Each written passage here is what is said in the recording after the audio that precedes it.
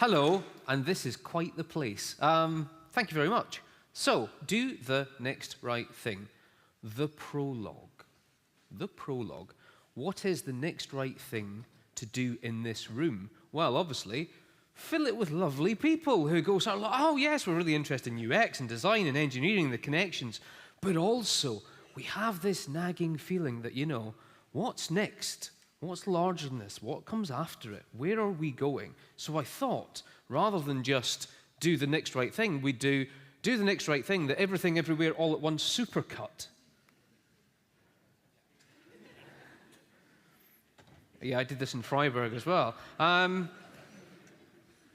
It's a cheap trick, but it's lovely and it gets laughs. So I'm going to give you three things today.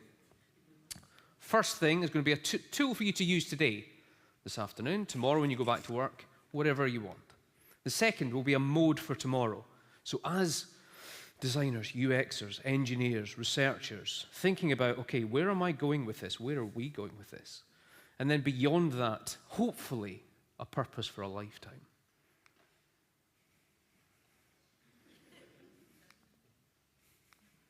LFG. So hello, my name's John, I run Smithery. Smithery is a strategic design practice, by which I mean strategic design bridges disciplines and departments, roles and responsibilities. It is concerned with all of the factors around a thing and not just the thing itself. And we do this for lots of different clients, as Fitterly mentioned. So UNDP, we've been building a future trends and signals system for them. Wellcome Trust, we've been helping with their community engagement in climate and health. I also, with my friend Tobin Shadland, run an innovation and future thinking summer school in Barcelona, which is basically a futures course on the streets. Like Barcelona just screams new things at you. So beginning to think about what happens to water, transport, food in 5, 10 years' time is kind of like the things we do whilst hanging out in Barcelona for the summer, which is not a bad gig. So I've been doing this, whatever this is, as I say to my mum, for now I've worked out longer than all of the time that all my other proper grown-up jobs have gone together. So, which is definitely a sign of something, but I'm not really sure what yet. But the idea of Smithery is it's this idea from the start of making things people want rather than making people want things. Making things people want rather than making people want things. By things, what do we mean by things? Do we mean like objects and chairs? And you go, no, it's not really that kind of design. And then you say, oh, then like digital things, like thinking about those things on the internet or whatever. And you go, well, yes, kind of, but not wholly those things as well. So it really gets you into this place of going, okay, so what are things? When we say the word things, what do we mean? I lean into the Bruno Latour encapsulation of things, of French philosopher. So in the mid-noughties was talking about thing, etymologically comes from the old German. And thing means basically gathering. Basically, it's all of this. We use the word thing not because we're being imprecise, but because we're being precise about how many different pieces to the entanglement there are. He goes on to say in A Cautious Prometheus, artifacts are becoming conceivable as a complex assembly of contradictory issues. Which, makes the slogan, making complex assemblies of contradictory issues people want, greater than making people want complex assemblies of contradictory issues, slightly less snappy. So really I've been thinking, okay, how do I start describing this in a newer and better way for people to understand what is the work here? Show the thing, change the thing. Change the thing, show the thing, show the thing, change the thing. Just this cycle of going, we will look together at what things really are so that we can spot where to change them. And it starts the whole practice with this, an invitation to see the world differently. For decades, we've been told to be afraid of drowning in data. So if you think about this from 1996, there is a tsunami of data that is crashing onto the beaches of the civilized world. I hope nobody gets seasick, by the way, because this screen is quite big. But this, information architects, save us. This idea of sort of like data is huge and there's too much of it and it's scary and, you need professionals to help you with this. I'm really interested in metaphor. So when people say things like that, you go, what does this information as liquid metaphor really imply? Because we use it all the time. Data is the new oil. Information is stored in the cloud, brainstorms, data lakes, and so on. The metaphor assumes that all information is the same because all molecules of water are the same and all drops of oil are the same, which makes us, the holders of the metaphor, primarily concerned with the storage and the channeling and the containing and the prevention of leaks and things like that. But categorically, information is not all the same. It is different. It is the difference that makes a difference. That's the point of having the information. All of these different pieces are different in their construction, in their source. So it's less important where the information is and is channeled from and so on, compared to what it does. It creates light bulb moments. It prompts flashes of inspiration. It makes us long for new perspectives. And it helps us see the big picture. And even just leaning into those 4 little pieces of language, we start thinking about a different metaphor, which we see that we use all the time. That's my mum. Mom, so embarrassing. Information is light, not liquid, in these metaphorical uses. So at the point where data is and information is very, very useful for us, we're putting it together as various different pixels and particles on the screen. Or indeed, when we're prevented from seeing it, it becomes opaque and hard to see and in shade. If anything, information is 1,000,000 pixels on a screen and not 1,000,000 drops in a barrel. So that's the kind of at the heart of the practice. That's the way that I've just started thinking about lots of different tools to be able to help clients and teams just begin to deal with information in this way so they can make it most useful for them at the points they need it. So one of those tools is called the Oblicroscope. I have one here, I think. So it's just a little window. You point it at things, and it helps you not look at what you're looking at, if that makes sense. To not look at what you're looking at. Because you can use things like Buchanan's 4 orders of design to go, okay, so am I looking at the appearance of this thing? Or am I looking at the materials that it consists of? Or am I looking at the interactions it creates? Or am I looking at the systems that support it? So it begins to peel back the layers of the things that are right there in front of you to go, okay, how do I actually understand what this thing is? You can, I've also put, and you can have, all these slides will come with a QR code at the end, but there'll be a little money off thing on the kind of like website if anybody wants them. Oh, and I've also got some card ones with me, so if you come to the discussion one afterwards, you can have one of those. All back to this idea of show the thing, change the thing. Show the thing, change the thing. Reveal what this is. So the tool that I'll spend most time, well, half the remaining time talking about is this one, Zenko mapping. And it starts with 2 friends who don't know each other, both telling me to read a Stuart Brand book. Any Stuart Brand fans in the audience? None. I see.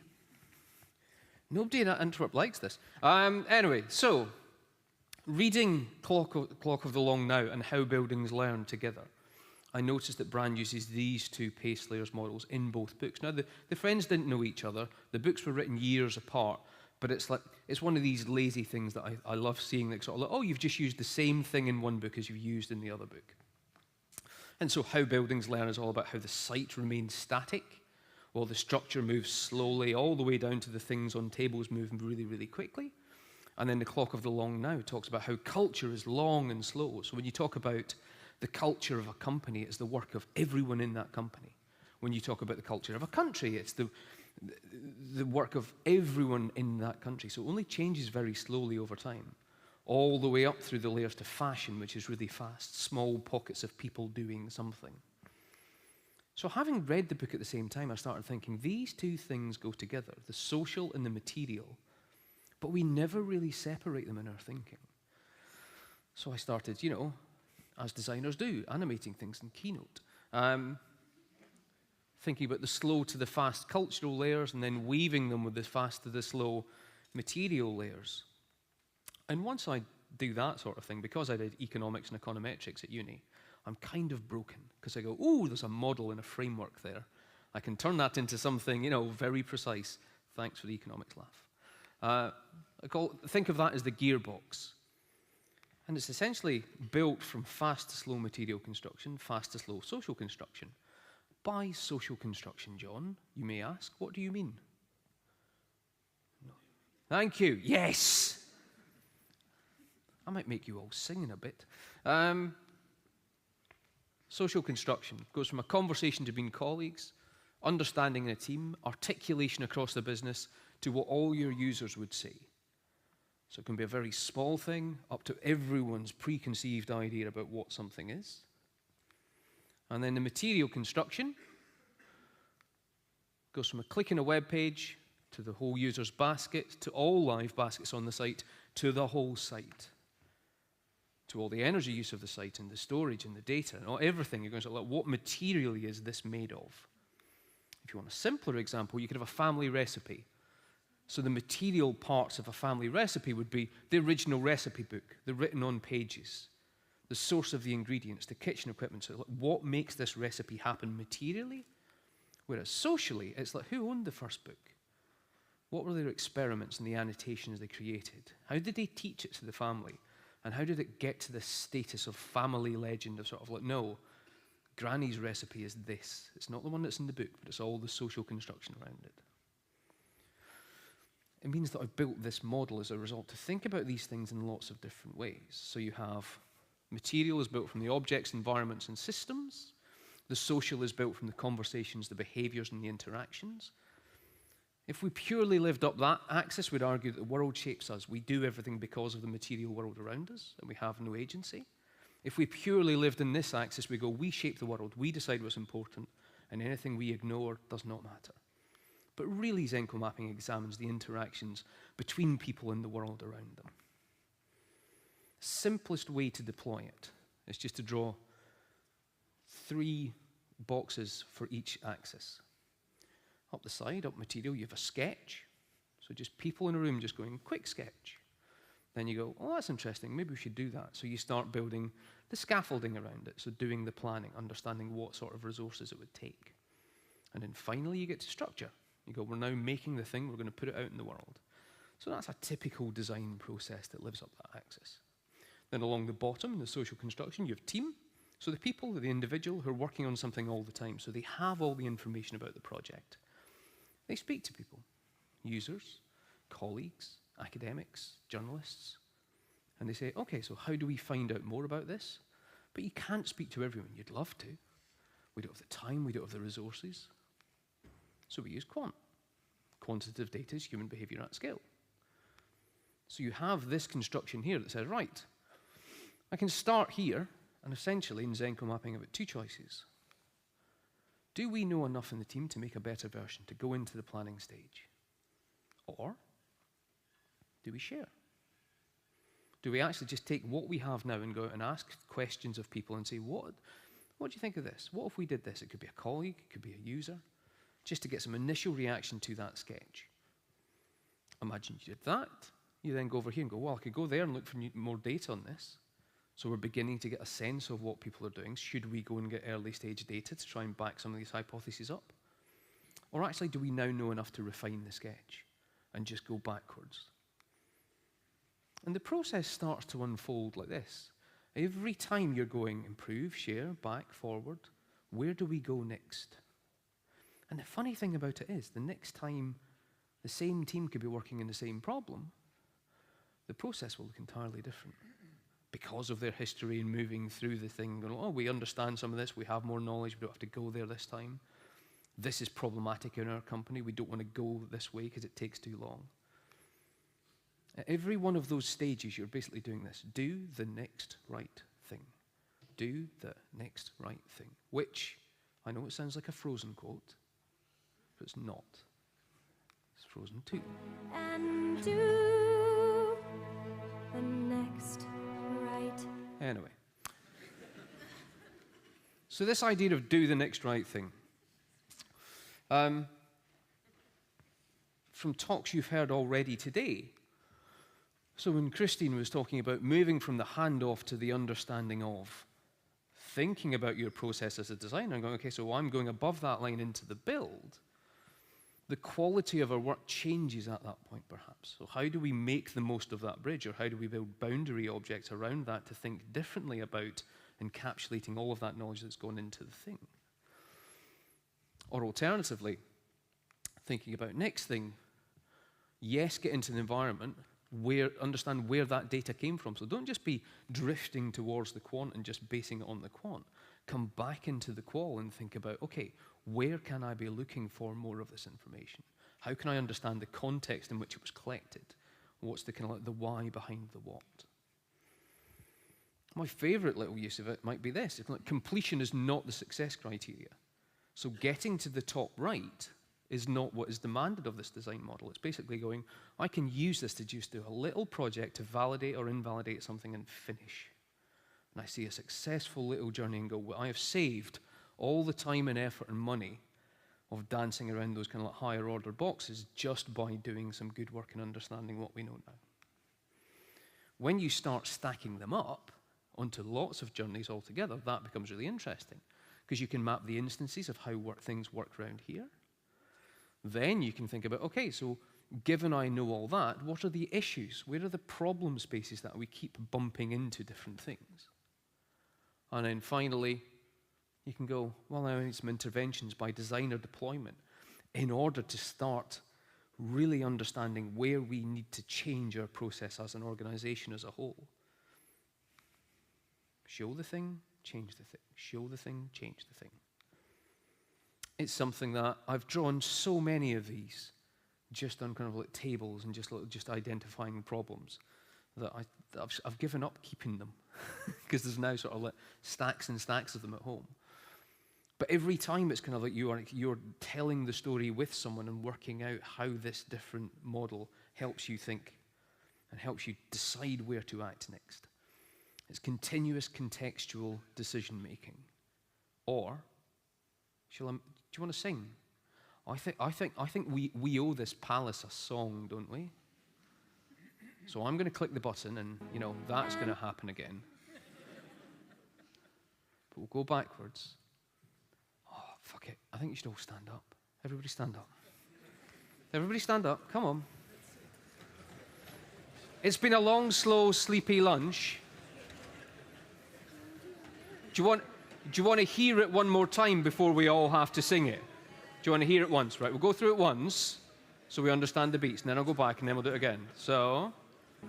And do the next right thing. So we're going to go back. 3, 2, 1. And do the next right thing. Give yourself a big round of applause.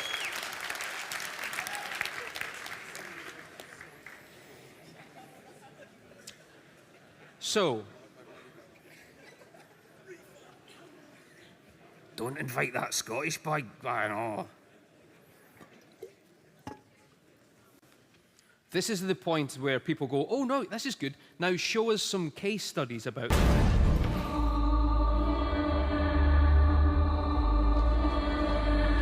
No.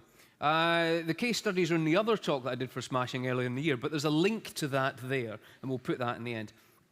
Instead, because I was thinking about what this room needs, what doing the next right thing means for you and for me and for all of us, I'm going to talk to you about place layers instead, which is done by my friend Dan, again off those Stewart Brand pace layer things.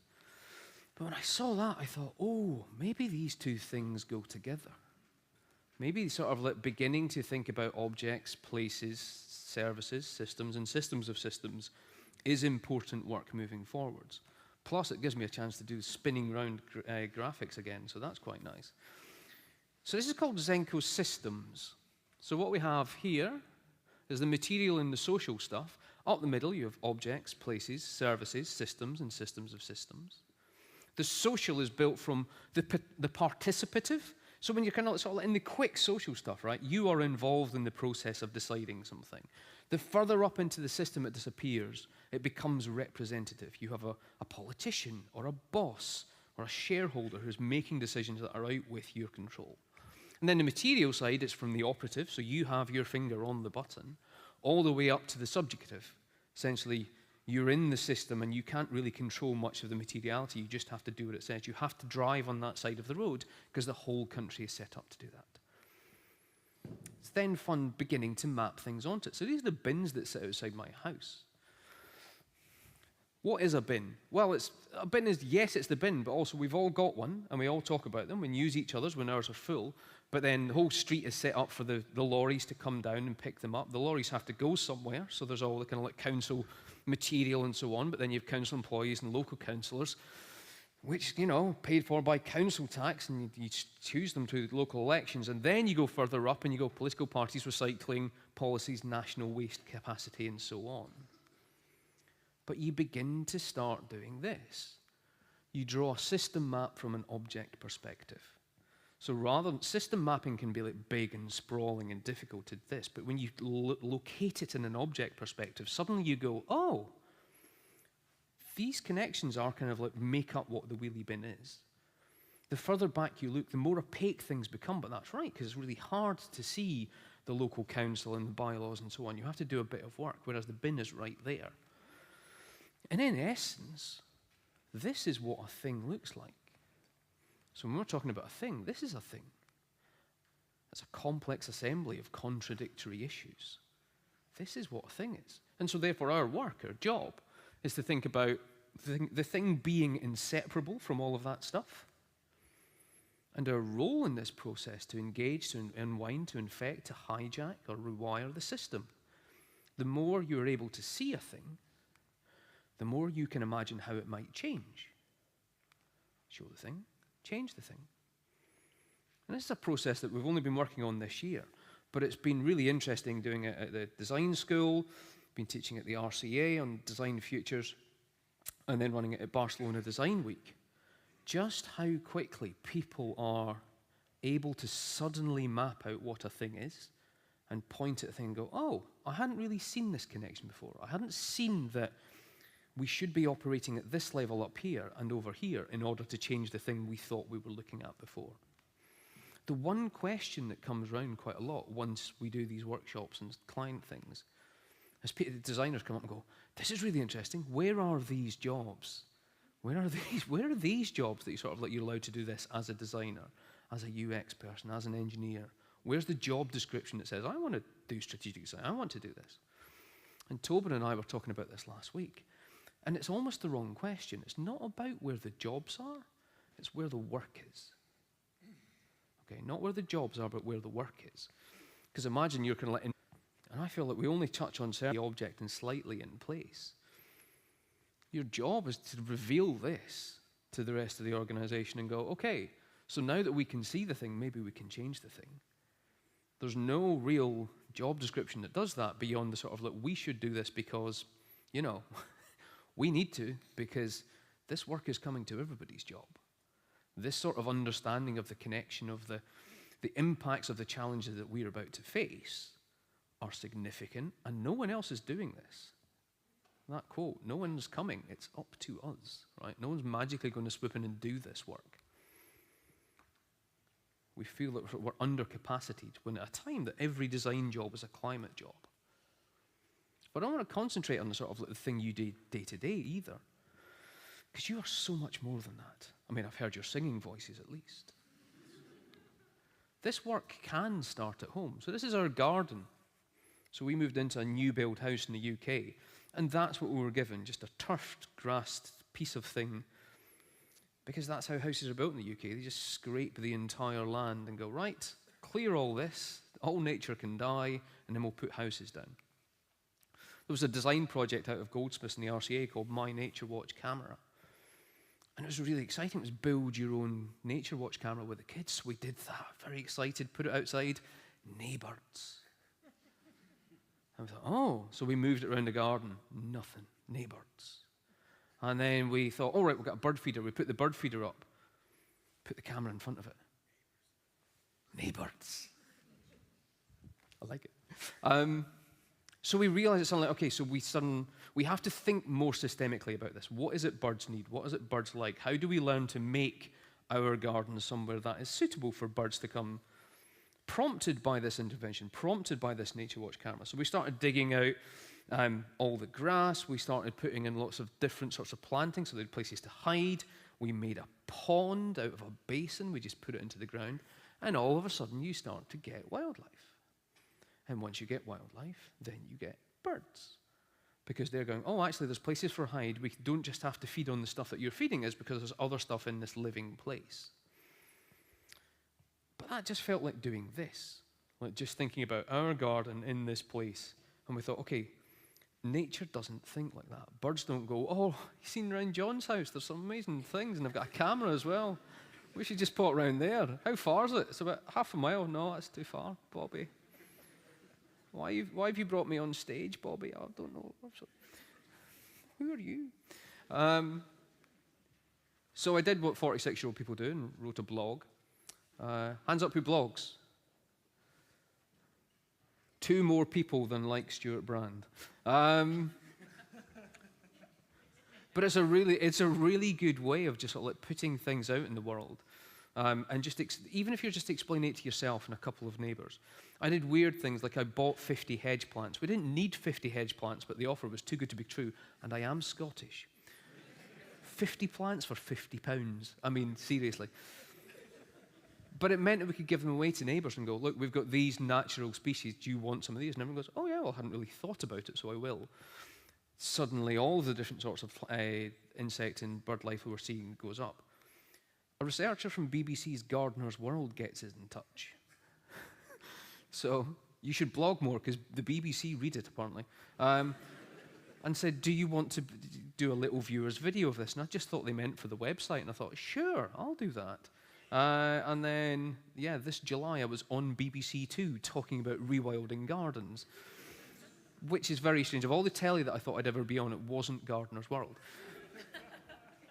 But then an interesting thing happens. So George, who lives in our estate and is part of our kind of like little fledgling community nature group, he's also the garden contractor. And he said, you know what, I might do something called No Mow May. So No Mow May is, as it suggests, you don't cut all of the green spaces down in May and just let insect life thrive. So I was like, oh, that's a good idea, George. But we can't just do it. We have to use the world's greatest single piece of technology in order to tell people. The A4 piece of paper. Basically just making little signs and putting them up and going, George is going to talk about No Mow May in this place at this time. If you're interested in nature, come along. And so we get a little gathering of people there. There's about 20 people. And one of them is Ray. It turns out Ray lives in the estate. Ray is like one of Britain's foremost spider experts. And the good thing about being a spider expert is you know everything that spiders eat. And you know everything that eats spiders. So suddenly you've got all this knowledge about moths and flies and birds and everything else. And so we did a little walk around the estate, just mapping out all the different things, and then showed it to everyone else. And this is what we have. This is what we might have. Tony, who lives in the estate, is retired. And he was like, well, do you know what? We should start thinking about who else on neighbouring estates. So taking that principle of the garden out to the estate, Tony just starts taking the principle of the estate out to other estates, going, I wonder who else is interested in this throughout the village and the town that we live. Maddie turns around and goes, I've now applied to the Woodland Trust for community trees, and they've given us 105 trees, which, no word of a lie, are arriving next week. So we're having a community walk on Thursday to work out where we put 105 new trees. Anna says, oh, I've set up this community on the Wheel to Waves project, which is a Sussex-wide project, which is also part of the Satellite Catapults pitch, where they're looking to give funding for people who can connect satellite-level data to communities to make them think more about the natural world around them. So suddenly, you start plotting out from one garden all of the different things, both social and material, that you go, this is what we can do. And it sometimes feels like you go, as a designer, you go, well, I just work on websites, or I just do this thing, or I just, my skills are kind of like very specific and very deployable in this way. We have so many skills in this room, and the design world globally that can be applied to different challenges in different ways to help people, change the thing by seeing the thing. So this is this is our estate. If anything, the UI is what we were given. It's a bad UX joke, isn't it? But really, this is UX. This is let's understand the people who live here and the things that they might want to do to the natural world around them to encourage more nature. We should be treating UX as useful experience for taking it into the things that we need to do in our neighborhood, in our towns, in our cities, in our regions, in our countries, across the world. Show the thing, change the thing. It's not product design. You are the product of design. Okay. All of that investment by all industries into this design space over the last 20, 30 years has put into the world some phenomenal talent and powers. So what we want to do is go, how do we deploy those? How do we use them as best we can? And it's not about being design heroes, because design is not a superpower. Okay? It's not sort of like, oh my God, that's marvelous. Break it down into the small, humble acts that you do day in, day out in your job. And just act as those friendly neighborhood designers to go, what else can we do? What can we contribute to that helps all of these challenges that we're beginning to face? So, let's go and change the world.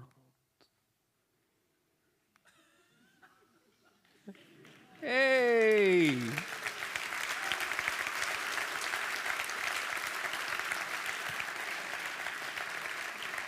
Now, to help you do this, if you're sitting there going, oh, this doesn't sound like me at all, I'm going to hand over to Jason next. And he's going to help you think about, well, just how do I do that? How do I think about what it is I do and where I can go in work, in life, for the world? As the man says, LFG. Thank you.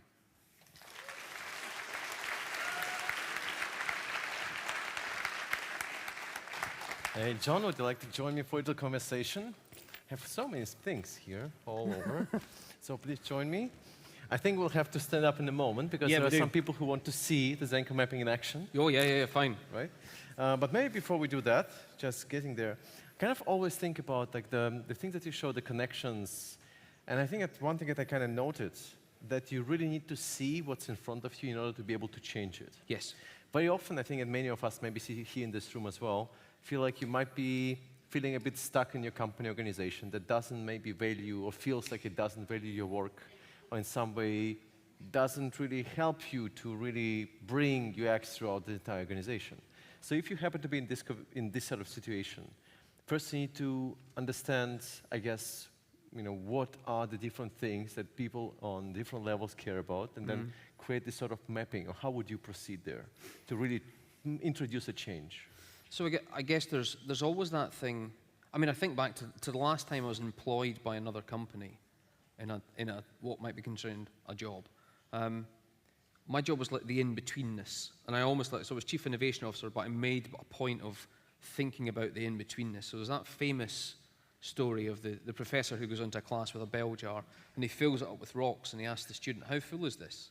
And they go, well, you filled it with rocks, it's full. And then he gets pebbles and pours it in, and the pebbles fill all the space. And he says, well, how full is it now? And like, well, it's full now. And then he proceeds to get sand and then water. But companies aren't very good at sort of like creating the sand and the water that fills all the things between the jobs. So it's really about beginning to visualize these things that are undone within the company and just showing it to people and finding who else is interested in beginning to solve that sort of stuff. Asking questions and not settling for the answers of, oh, I think someone in the US's office is working on this. I think it's over there. So some people will deflect it and say, oh, I think this is happening elsewhere. So keep pursuing those answers to the key spaces that you see in the setup. One question that came up as well, is Zenko mapping similar to service blueprint or journey mapping, or is it an entirely different thing? It is decidedly less linear because, and I didn't do the section. I've got a whole section that talks about why the double diamond is evil and must die.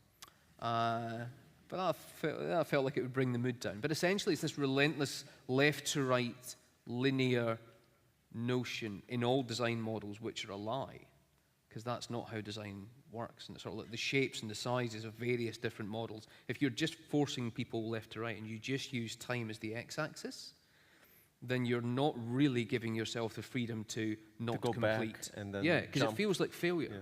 If you, every time you feel like you're moving backwards through a linear design model, it feels like failure. And so this is more about, okay, let's have a model that doesn't feel like failure, and actually we can express various different things in order to understand what good looks like. Mm-hmm. Okay. There was also a question from Sasha. How would unplanned and in the end hurtful intervention from C-level, we need this new thing now fast, look in the Zenko map, and how is your experience with this acceptance of this realization when shown to C-level? Oh, okay. So I might draw that. Sure, go for it. So, hello. What's really interesting is sort of like, so C-level will sometimes, if they're operating up here at the structural level, and this came up in a client project where there was something that was live already, and the question was, we need this to change right now. So you can use Zenko mapping in reverse and go, okay, so you're telling me this thing that's finished, and you're just here telling me that sort of like this thing must change. Can you? That must change. My writing's terrible today. So you go, right, rather than that becoming an instruction to the team to resketch and go again, you can lead people on a journey and go, okay, we need some qualitative feedback from people who are kind of using this live, or some quant here, which tells us more about the thing live. We can also work out why it was signed off like this. What was the beta test? What was the previous thing? What were the qual stuff before that? So you can almost use it as a kind of, you're retrospectively pulling apart all the decisions that took you to that point in the first place. Then you can go back to this thing. So it gives you a way of taking that top-level C-suite request and turning it into a staged thing that you can get. Or at least I'm going to collect the information with you that you're working from, rather than for me, this is a terrible kind of thing of just like, change this thing, because it can quite often be because I don't like it. And you go, well, just not liking something is maybe not a good enough reason to change it. So how do you walk people through the map to come down to a better kind of like sketching process here? So maybe also kind of building on top of that, if you think about like Double Diamond being kind of the inaccurate representation of reality, maybe you could show different design processes just to give sort of a sense of kind of examples of what it usually looks like and how it evolves over time, to also identify patterns and stuff like that. Yeah, so there's sort of like, so one of the kind of like the easiest ones is like a constant to and fro at the sketch level of kind of like getting lots of moments of user feedback and refining designs to a certain extent. And that might have also some early stage data, although what you do find, interestingly, is that this box is sometimes ignored because people don't want to do the quant work until a project's signed off to this level, and then they've got budget to either use internal resource or commission things to start getting quant to feed back into this process. A lot of stuff tends to drift over this line here quite easily because it's just people running around an organization, having ideas, doing little Figma demos and whatever else, and saying, oh, look, I've got an idea, I've tested it with some people, can I go up to this stage? Then what you find in some organizations is this is a massive barrier because that's kind of like where costs incurred. And that's where you're going, we'll get no bandwidth for this, we've got no engineering, we don't have the budget, we don't know what the launch window would be. So you end up with lots of projects which are into the scaffolding phase, butting up against this wall, fighting for the same resource. So in that circumstance, what you want to do is actually make this a bit harder to get over, and that might be something that you can sort of like bring early stage data into. If you say, if you give me 15 grand for data validation early, I will save you the 50 grand or 100 grand that's going to cost us up here, just by knowing whether this thing is viable earlier than we would normally.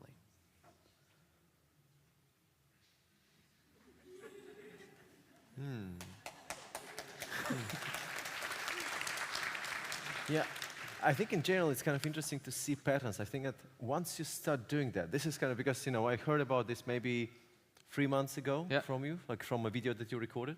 And then I thought, can we apply this? Can we do this? And at first, it maybe to some of you, it feels like, oh, interesting. But then the thing is, if you actually have a project and you try it maybe once and it feels a little bit, okay, this is how we worked in this project. And then for the next project, you kind of say, like, in a retrospective, right? This is how we worked in this project. Oh, this is how we worked in this project. Start identifying these patterns that emerge once you map it, like very much like you showed, when you map it against each other, and say, oh, this is a bottleneck here. We always struggle in this part. Again, this is kind of this point of you need to visualize what you have in front of you in order then to change it, right? Yeah. There is a question that also came up. Maybe you want to show it or maybe just answer. Jackie is wondering how to implement Zenko mapping in ambiguous environments with unclear expectations. How do you know if it's the right thing that has been done if you get fluffy business requirements and so on? So funnily enough, let me draw on the back of one of these. It's shone through. Okay. Does anybody know Eddie Obeng's project mapping? Maybe? Okay, I'm going to draw Eddie's thing. I'll have to try and get it right. Ba-ba-da. So, let me think. Know what? Don't know what? Know how? Don't know how. So, this is project mapping, Eddie Obeng. If you know what and you know how, it's paint by numbers. Okay, so it's an easy project because you know exactly what you're trying to do and you know how. So it's easy to fill in. If you know how, but you don't know what, it's a movie studio. So you go, I don't know what my movie's going to be yet, but I know it's definitely going to be a movie, so I'm just going to send things through it. If you know what, but you don't know how, oh, I forgot what that one is.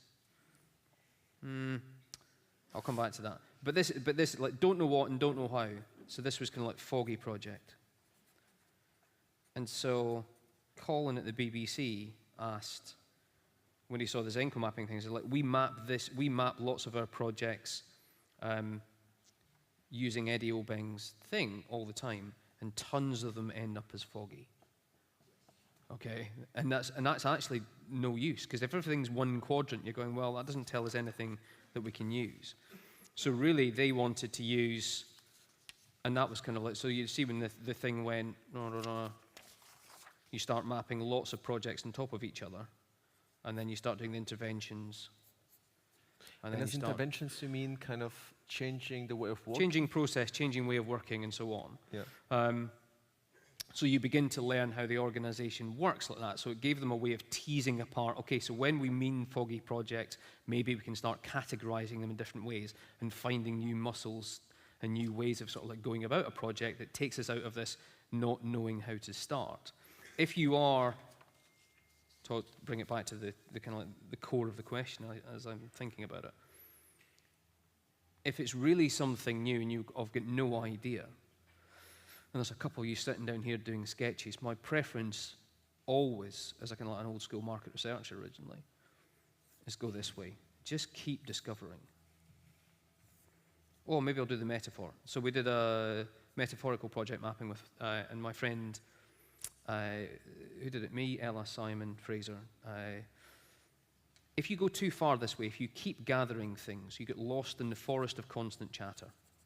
Right? You're just wandering through trees. So yes, go and discover things, but realize at the point at which you sort of like go, everywhere I turn, I can find so many opinions, so many bits of data that I'm lost and I don't know what to do. You have to make something at some stage, even just as a prototype to kind of like consolidate your own learning.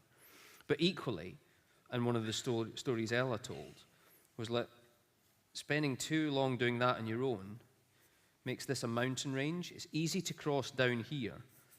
Up there, it's like fucking Mordor. You have impeccable drawing skills, John. Run, you fools. If you just save all your kind of, I'm not going to show it to anyone until it's perfect. It's so horrible to cross at that high point where you think you're almost finished. the feedback you get will be crushing and you'll never do anything again. Always cross at the low foothills and so on, and just sort of like think about where you're discovering things. But I think the sort of like using it as a map like that, if you can start drawing objects, boundaries, things where you go, oh, that's interesting, we've discovered something here. You can push into the metaphor as much as you like with a team.